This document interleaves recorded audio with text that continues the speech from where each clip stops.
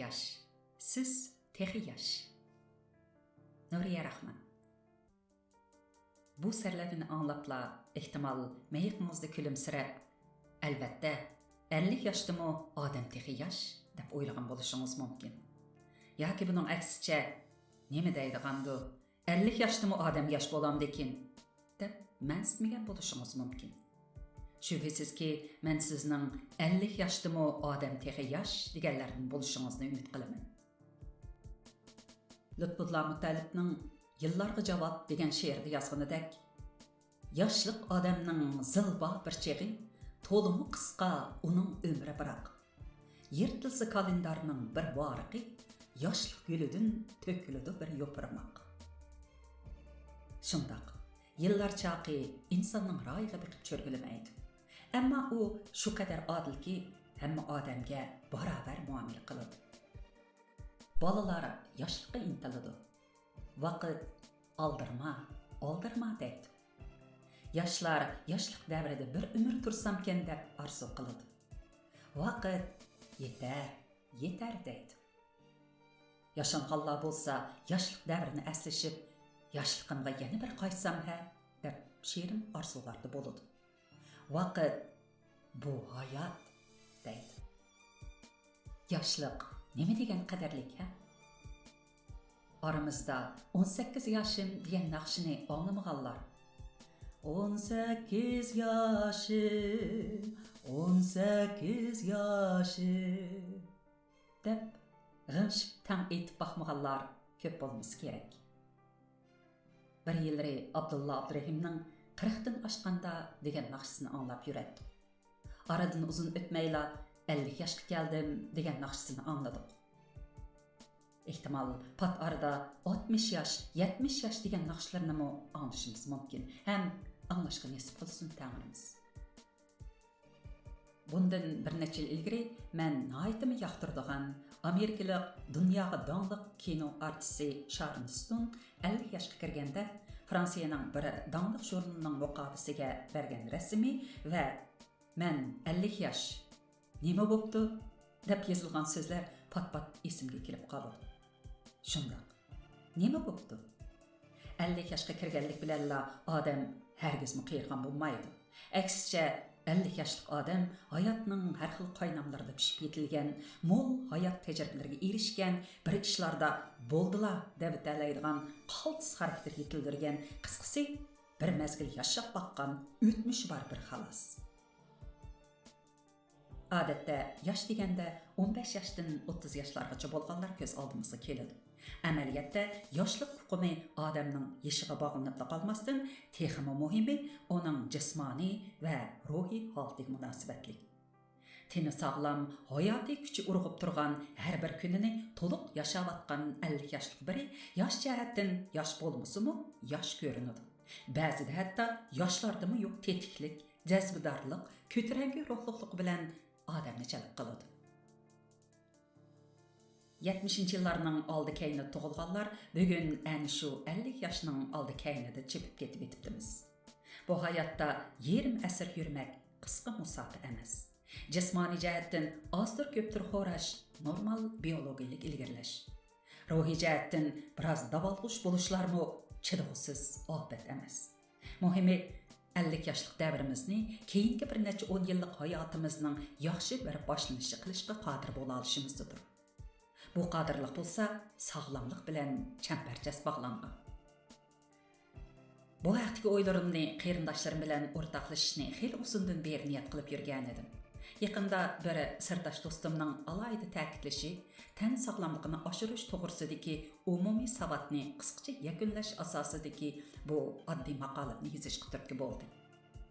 Maqoladagi mazmunlar qarindoshlarining, bo'libmi qurdoshlarimning sog'lomlik odatlariga ancha-muncha yaxshi ta'sir ko'rsatilsa, ajab emas degan umiddaman. Dunyo sog'lomlik organining bekitgan sog'lomlik aniqlamasiga asoslanganda sog'lom bo'lish kasal bo'lmaslik emas, balki jismoniy, ruhiy va ijtimoiy jihatdan yaxshi bo'lishdek bir butunlikni ko'rsatadi. Bizda bir odamning sog'lomlik o'lchami odat bo'yicha uning jismoniy va ruhiy jihatdagi sog'lomligi deb qaraladi. Hozir ijtimoiy sog'lomlik omillerini alohida ta'kidlamak bo'lmaydi. Tövəndə bu nuqtalarni ayrim şərhlab ötümən. Aldı bilan jismoniy sog'lomlikdan so'z ochaylik. Bizda tan sog'liq boyliq, tan sog'liq yerim davlat deydigan atalar so'zi bor. Jismoniy sog'lomlik deganda odam badanining normal funksiyalik holatda, ya'ni kasal bo'lmagan bejirim holati ko'zda tutiladi. Ozuqlanish. Bo'libmi sog'lom ozuqlanish, yetarlik ham sifatli uyqu, kunda degidek muvafiq chiniqish qatorliqlar jismoniy jihatdan sog'lom bo'lish bilan tanasib tuzdigan muhim omillardir. Nima yesam o'ruqlayman? Mushkullarda suv ichsam samirdigan bo'lib qoldim. Degandek so'zlarni sizmi deb baqqan bo'lishingiz yoki boshqalarning og'zidan anglab baqqan bo'lishingiz mumkin. Nima yeydiganingni desam, salomatligingning qandaqligini deb beray deydigan gapim bor. Biz Uyg'urlarning taomlarimiz dunyodagi eng lazzatli taomligida shak yo'q. Masalan, yoshning zo'r ishi bilan yuqori kaloriyalik g'izolanish odatining salomatlikka beradigan foydasidan ziyni ortiqroq bo'ladi. Ilgirgidek ikki taqs lag'manni hech nima ko'rmagandek so'qib etish 50 yoshda ortiqlik qiladi. Shunga xohlamasaqmi sog'lomligimiz uchun ba'zi qurbonliklarni berishga, ya'ni ba'zi odatlarimizni biroz o'zgartirishimizga to'g'ri keladi. Bu jihatda kunlik turmush odatimizga aylanishga tegishli tövəndagidek nuqtalar bor. Birinchi, yetarlik suv ichish. Odatda bir odam kuniga 2 litr atrofida suv ichishi kerak. Yetarlik suv ichmaganda badanning normal metabolizm harakati to'salg'uga uchraydi. Hujayralarimiz suvsiraydi. Natijada vaqtning o'tishi bilan har xil kasalliklarni keltirib chiqaradi. Bo'libmi teri qurib, bo'shab ketishni ilgari suradi. 50 yoshda yuzlarimiz, ko'z chanoqlarimizga tushgan qo'riqlar har holda yarashimdoq bo'lsa-mu, bu jarayonning tezlashishiga yordamchi bo'lishimizning faqatli zaruriyati yo'q. Ikkinchi, sog'lom ozuqlanish. Yosh cho'ng'aygancha badanning metabolizmi ostilaydi. Shunga mayliq, shakarlik yemekliklarni azaytib, taloliq yemekliklarni iste'mol qilishni oldingi o'rin qo'yish kerak. Chunki bu xildagi yemekliklar qondagi may miqdorining nisbatini tangshaydi. Shakar miqdorini tuvallatadi. Hazm qilishga yordam beradi. To'liq oshliq yemekliklar, ko'ktat va meva-chevalar dal taloliq yemekliklar xiliga tavardir. Bu yerda qo'shimcha eskartib o'tishga tegishli bir nuqta bor. O bo'lsa-mu, ayollar hayz to'xtash davriga kirish bilan badandagi hormonlik o'zgarish tufayli qo'rsoq va bel atrofiga maylar yig'ilishga boshlaydi. Bu hol hatto 50 yoshlargacha normal badan ig'irligini saqlab kelganlarda ko'riladi. Shuning uchun odam 50 yoshning oldi-keyinda yemeklikka texnik e'tibor berish kerak. Uchinchi, yetarli uxlash. Odamlar hayotining 3/1 qismini uxlab o'tkazadi. Uyqu salomatlik uchun nihoyatda muhim. Odam uxlaganda badanning metabolizmi biroqla ostilaydi. Aksicha badanning remont qilish funksiyasi yuqori pallaga yetadi. 50 yoshlardagi kishilar kuniga 6 soatdan 8 soatgacha uxlashga kafolat qilish kerak. 4. Shaxsiy tozaliqqa e'tibor berish. Har vaqt pokiz yuyinib, tarinib, ratlik kiyinib yurish kerak. Yuyinish orqali badandan chiqqan ter, o'lgan teri, to'pichan qatorliq teriga yepishgan maynat, axlat tarkiblar tozalanadi. Natijada har xil mikroblarning badanga bo'lgan zahmatidan saqlanqili bo'ladi.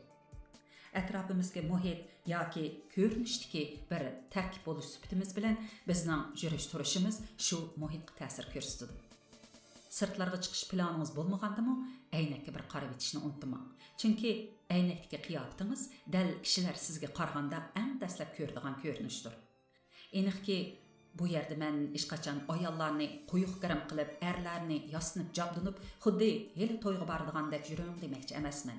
Faqat atrofingizga muhitning go'zalligiga, atrofdagilarning kayfiga beradigan ta'siringizga sal qaramang. Qo'shimcha taklif o'rinda tilga ilib o'tishni loyiq ko'rgan bir nuqta bor. U bo'lsa-mu, yuyinganda issiq suv bilan sovuq suvni almashtirib yuyinish. Bu xil yuyinishni ekosliklarning yuyinish usuli deb ataydi.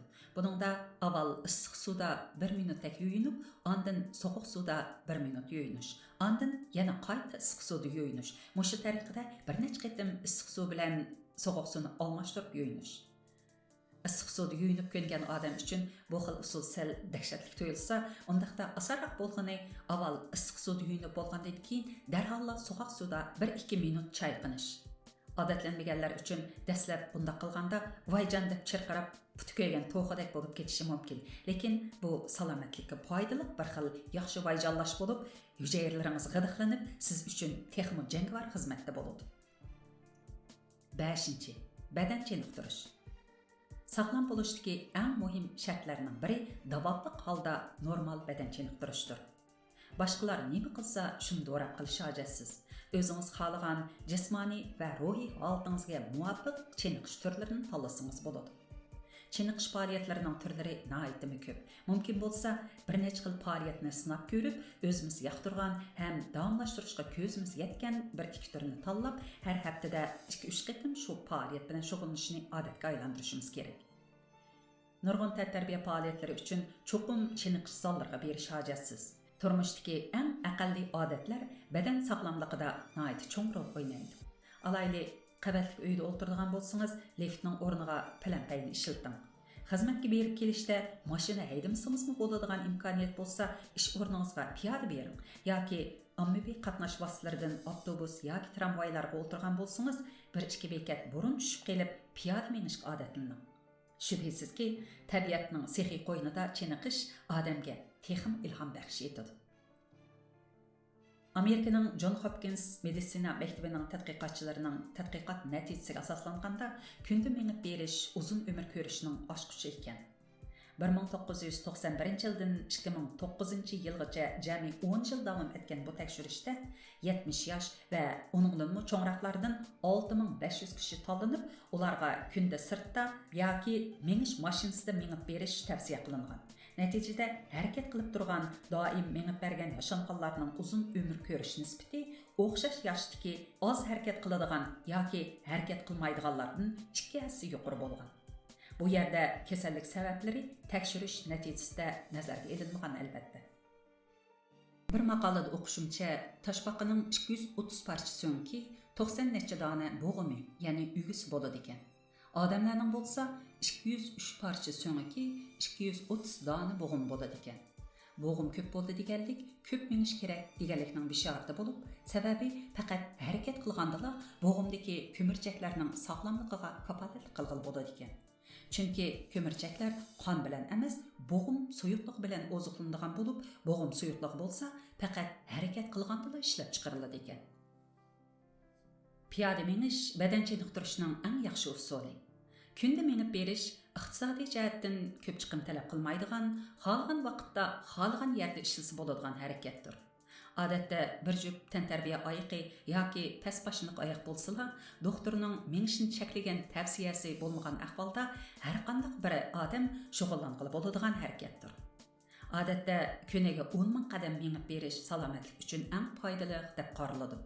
Kundalik ushaq minishlarni, ya'ni xizmatga berib kelish, uy ichidagi minishlarni chiqarib atgandami, kuniga 6 ming qadam, ya'ni 30-40 minut minib berish tavsiya qilinadi. Angliya Exeter universitetidagi tadqiqotchilarning yaqinda Tabiat jurnalida e'lon qilgan tadqiqot natijasiga asoslanganda, haftada oz deganda 2 soat tabiat qo'ynida yurish salomatlikka nihoyat foydali ekan. Men o'zimni misol olsam, yugurishni va piyoda yo'l yurishni yaxshi ko'raman. Odatda haftada oz deganda bir qitim bo'lmasa 2 qitim 10 kilometrdan yugurayman. Yugurayotganda quloq tubimdan o'tgan salkin shamolning g'ur-g'ur ovozlari, men ismlarini aniq bilmaydigan qushlarning har xil sayrashlari, yo'pirmoqlarning mayin shamolda shivirlashlari, daryo suvlarining birda teptinish, birda o'rkashlab oqqandagi o'zgarishchan mung'lari, hatto egalari bilan o'ynab yurgan itlarning anda-sanda havshishlari. Bularga qo'shilgan kuchli g'azirashlarim, yurakimning gupildab tez-tez so'qishlari, hammasi birlashib xuddi bir tabiiy simfoniyadek menga ilhom beradi. Kayfimni ko'tarib, ruhimni jonlantiradi. Shuning uchunmi 10 kilometr yugurib bo'lganda, garchi o'pkam og'zimga tiqilib, hasrab umidab aron qolgan bo'lsam-mu, kelar qitimliq yugurish planim xiyolimda qurilib bo'ladi.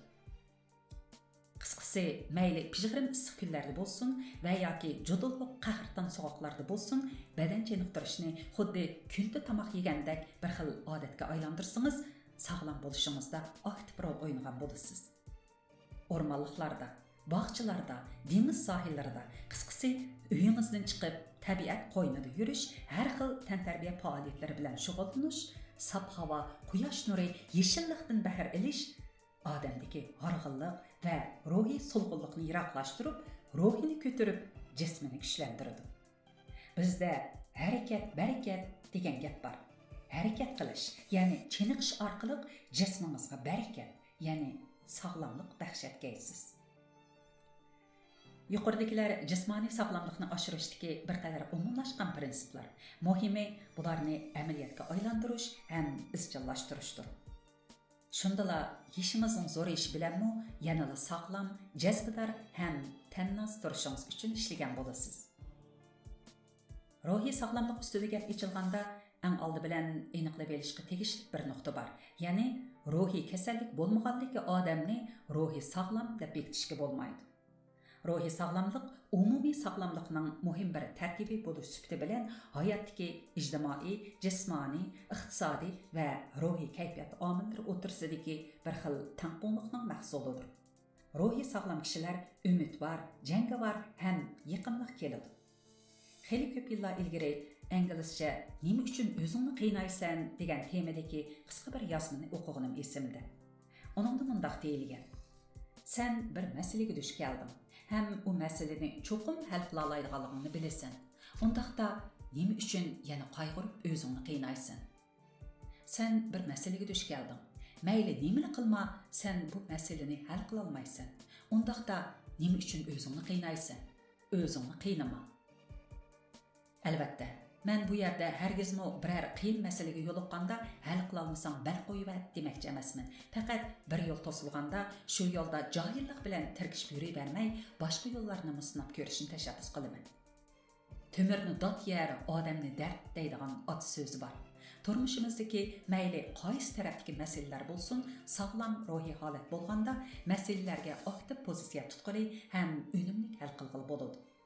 Danlıq obzorchimiz, yozuvchimiz Yalqin Rozi "Baxt ilkimizda" nomli televiziya nutqida ruhiy ko'tarangi odamlar turmushda baxtli bo'ladi. Ruhiy holat ustun bo'lish uchun sog'lom havasi bo'lish, turmush maqsadi bo'lish, yumorliq hissiyoti bo'lish, umidvor pozitsiya bo'lish, huzurlanishni bilish, ko'zitish nuqtasi ko'p bo'lish, aql farosatli bo'lish, g'ururlik bo'lish kerak deb nayt yaxshi xuloslagan. Real turmuşda her birimizdeki xas psixik alayliklar ve konkret turmuş adetleri öz növbetide ruhi sağlamlığımızda muhim rol oynaydı. Alaylı minnettarlık tuygusu boluş, qanaatchan boluş, keng qursaq boluş, özünü kütüşni, özüge vaqt ajratishni bilish, qisqasi farzandlaringizni, hamrohingizni ve boshqalarni da emas, o'zingizni suyib, asrab yashashni bilishingiz kerak.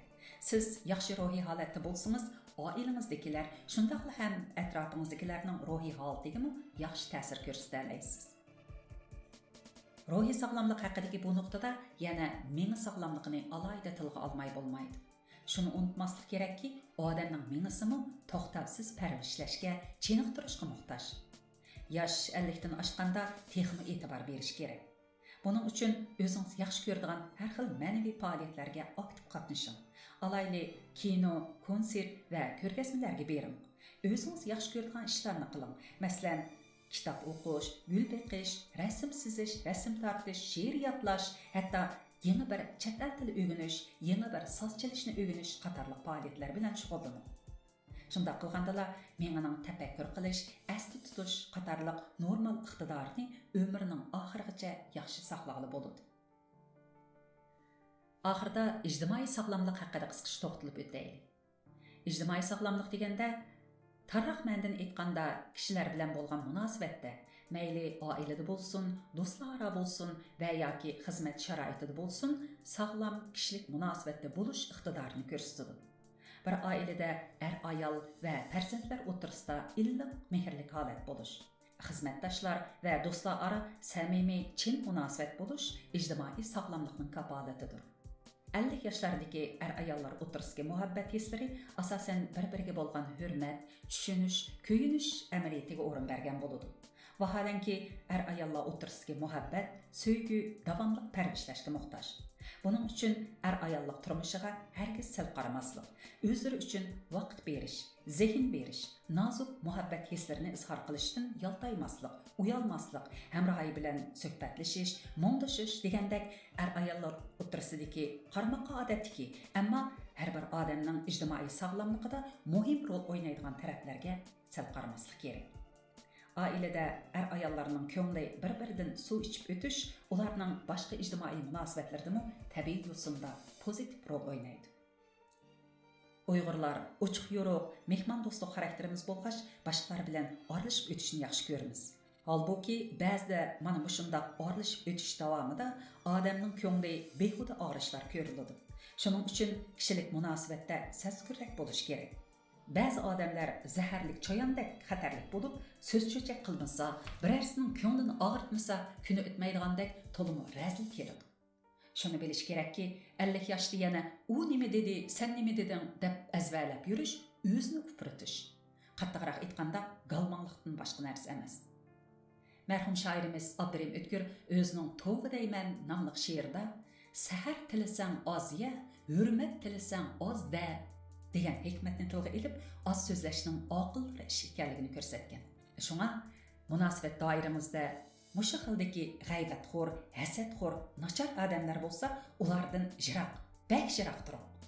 Diqqatingizni sizga xushallik beradigan, pozitiv energiya beradigan dunyo qarishingiz, turmush qarishingiz, oddiylashtirib aytganda, gap so'zlaringiz bir yerdan chiqadigan esil, oliyjanob kishilar bilan bo'lgan munosabatga og'diring. Buningdan boshqa, muhojiratdagi bizlar o'zimiz turayotgan davlatlardagi har xil ijtimoiy farovonliklardan, ommaviy aslahalardan bahramon bo'lib, erkin yashayapmiz. Shu jamiyatning bir a'zosi bo'lish sifatimiz bilan o'zimiz turishlik joylardagi har xil faoliyatlar, jumladan ma'naviy madaniyat va tantarbiya faoliyatlariga aktiv qatnashishimizmi ijtimoiy sog'lomligimizning belgilaridan biri bo'lib hisoblanadi. Yig'inchoqlaganda bir odamning jismoniy, ruhiy va ijtimoiy sog'lomligida normal oziqlanish, muvofiq badan chiniqtirish, yetarlik uxlash, o'zini erkin ozoda tutish, o'ziga vaqt ajratish, yaxshi ko'radigan ishlarni qilish, kishilik munosabatda durust bo'lish qatorliq sog'lom turmush tarkiblari eng muhim omillar hisoblanadi. Ajdodlarimiz sog'lom tanda sop aql debdigan. Tandurust odamning zehni o'tkir, fikr yurgizish, tafakkur qilish iqtidori kuchli bo'ladi. Shuni unutmasligimiz kerakki, muhojiratdagi ota-onalarning farzandlarimizga, millatimizning kelajaklariga Uyg'ur tariximiz, Uyg'ur madaniyatimizni uzuksiz ravishda atrofli, cho'nqur tushuntirish, singdirish majburiyatimiz bor. Har jihatdan sog'lom bo'lsak, bu majburiyatning hududisidan texmi unumli chiqa olamiz albatta. Oxirida qurdoshlarim va qarindoshlarga tan sog'lik va ruhiy ozodliklar tilayman. Hayot tanda umid bor. 2019-yil 6-oktyabr janba. Maqolaga kirishtirgan muzikani Dilfiz G'ani ishlagan.